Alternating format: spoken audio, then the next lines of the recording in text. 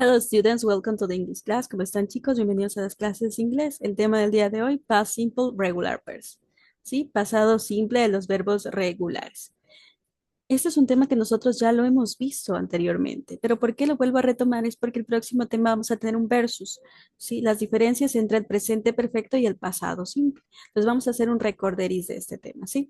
Nosotros utilizamos el pasado simple para hablar de eventos que se terminaron en el pasado, ¿no? Finished event in the past.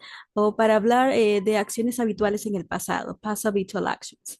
O también para events that were true for some time in the past, para hablar sobre eventos que fueron realidad en algún tiempo en el pasado. ¿Sí? Tenemos aquí la estructura, sujeto, para oraciones afirmativas en pasado simple, sujeto, y el verbo en pasado simple. ¿Sí? Si tenemos un verbo regular, debemos recordar que el verbo va a terminar en ed. Si tenemos verbos irregulares, pues cambiará su escritura. ¿Sí?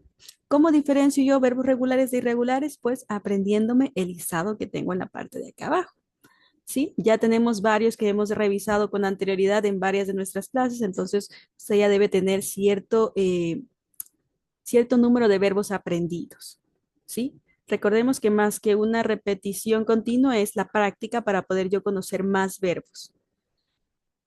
Luego tenemos lo que es la forma interrogativa, vamos a utilizar el auxiliar did, ¿sí? Con cualquier pronombre o sustantivo que nosotros utilicemos de sujeto es el mismo auxiliar did. Y el verbo va a volver a su forma base. ¿Sí? ¿Por qué? Porque está en presencia del auxiliar. Lo mismo sucede con la negación. El auxiliar que vamos a utilizar es el did más la partícula not, que es la full form, did not, pero su contracción es didn't. ¿Sí? Sujeto, auxiliar didn't, más el verbo en forma base. ¿Por qué? Porque ya tengo aquí mi auxiliar y el auxiliar que hace, auxiliar a que el verbo no sufra cambios. ¿Sí? Para los verbos regulares, cuando se añade ed al verbo, hay ciertas reglas. Por ejemplo, cuando tengo verbos que terminan en e, simplemente agrego la d, porque ya termina en el verbo. Entonces ya lo único que me falta es agregar la d. Cuando tengo verbos que terminan en y, pero antes de la y hay una vocal, igual, simplemente aumento ed y pare de contar. Luego, en el tercer caso, tengo verbos que terminan en y, pero antes de la y hay una consonante. ¿Qué hago? Cambios a y por la i latina y aumento ed. Y aquí tenemos otras formas, ¿no? En donde simplemente me acojo a la regla normal, que es aumentar ed. ¿Listo? Vamos entonces ahora sí a la tarea. En la tarea lo que yo debo hacer es simplemente, hay pregunta, hay negación, hay afirmativo, entonces completar los espacios. Mira, completa los espacios con el pasado simple de los verbos entre paréntesis, ¿sí? Por ejemplo, aquí, como es pregunta, me hace falta también el auxiliar.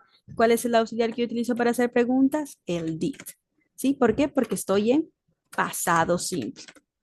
Entonces, el did es el auxiliar que necesito aumentar ahí porque es pregunta y el verbo, como está en presencia del auxiliar, pues se queda y se mantiene en su forma base, ¿no? Did you see Michael yesterday? ¿Viste a Michael ayer? Es lo que le pregunta. En la segunda, como es una oración afirmativa, tengo el verbo entre paréntesis, tengo que ponerlo en pasado simple, ¿no? Su forma en pasado simple es went. En la tercera, tiene una negación, utilizo el auxiliar, que en este caso es el didn't, y el verbo vuelve a su forma base, ¿no? Tal y como está ahí entre paréntesis. ¿Por qué no lo pongo en pasado simple? Porque está aquí el auxiliar. Este find es un verbo irregular, debería transformarse a found, pero como tengo el auxiliar aquí, ya no le transformo y no sufre cambios. ¿Sí? Este run va a transformarse en